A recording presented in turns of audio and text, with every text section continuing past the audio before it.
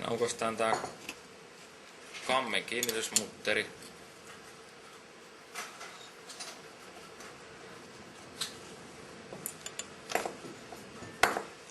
Tältä rupeaa sitten alalta löytyy vähän enemmän tavaraa. Eli täällä on tuo lukitussokka akselin päässä, joka tarvitsee poistaa ennen kuin luultavasti saa kammen pois.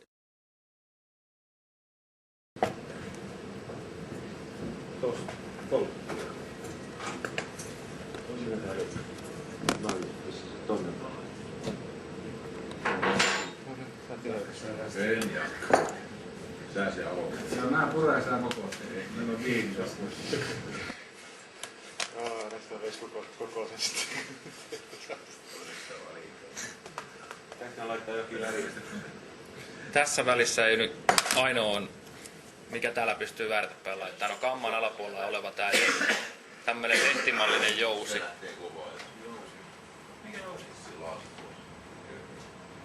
Millä tavalla se voi laittaa väärinpäin? Eli tää on taitettu toiselle puolelle tässä jousessa nämä kulmat. Ja tää tekee niin kuin pontta tähän niin kuin periaatteessa tälle jarrupyörälle, että tää jarrupyörä ei lähde ihan holtittomasti pyöriin.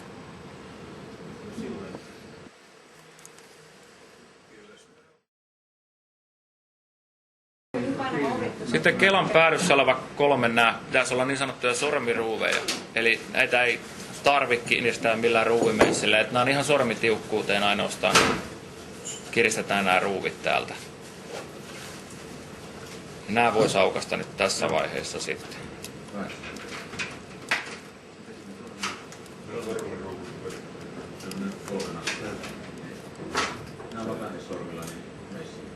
Mennään sitten meissille ja käytetään. Nämä pystyy vääntämään sille, että tämä päätylevy menee tästä kelasta jopa montulle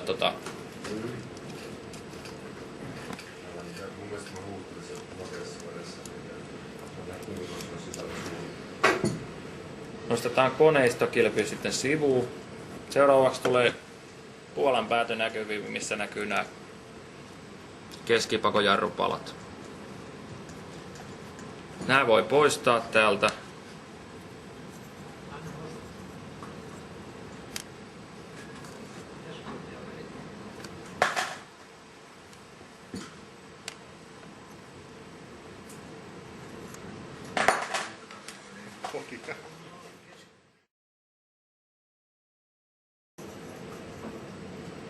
Puolan voidaan poistaa tässä tapauksessa. Katsoo vaan, että saatan siiman täältä. Tää on teippi, jos tarvii se siimun teipille kiinni.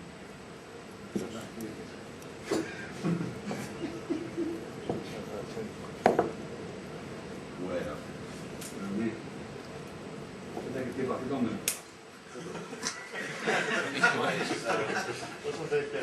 Taitaa tulla pitkä yö.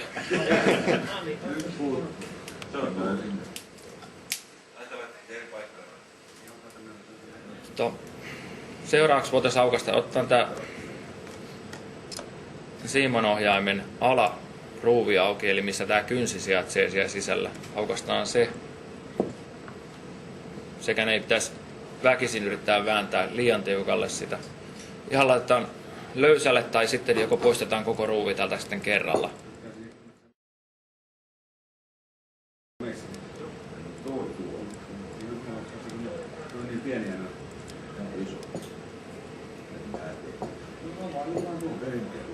Eli sitä lähtee päätykuppi ekaksi ja sen jälkeen kynsi tulee sieltä, jos saa vähän reunasta kiinni. Tuossa kynner alareunassa on pieni ura tuolla.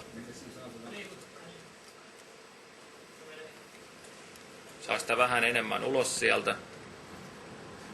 Mulla tipahti, kun mä käänsin vanhaa. Se on pois kokonaan. Joo. Jostain se pois. Sieltä olisi kynsi.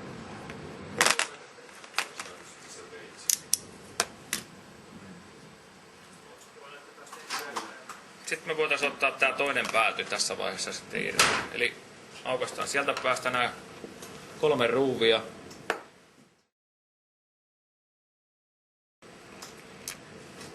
Kynsi on kulunut.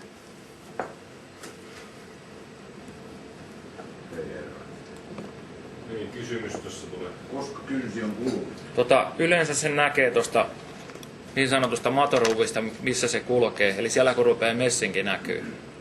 Nämä on yleensä pinnotettua messinkiä nämä matoruuvit. Ja siellä on yleensä, kun se on kulunut tarpeeksi, se yrittää vähän oikoa siellä itse ja se tekee siihen matoruuviin. Sieltä rupeaa sitten messingin väri loistaa. Niin kauan kun ei sitä näe, niin se on kunnossa. Jos ei takeltelua tapahdu.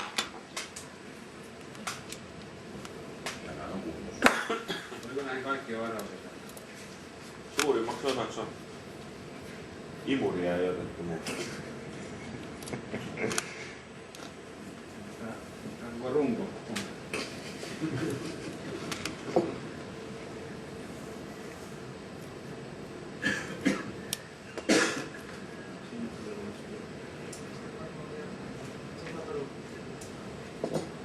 Ihan se käytön puutetta. Niin on, ei tarvitse kovasti.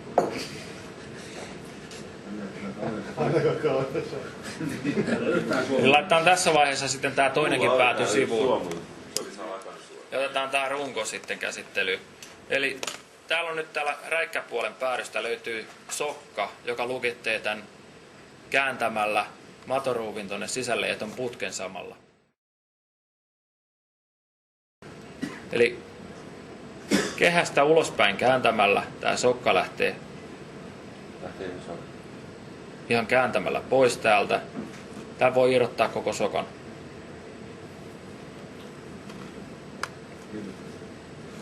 Sen jälkeen tää on irrallinen vetää täältä, eli täällä lähtee suojaputki. Samalla lähtee tää siiman ohjaan.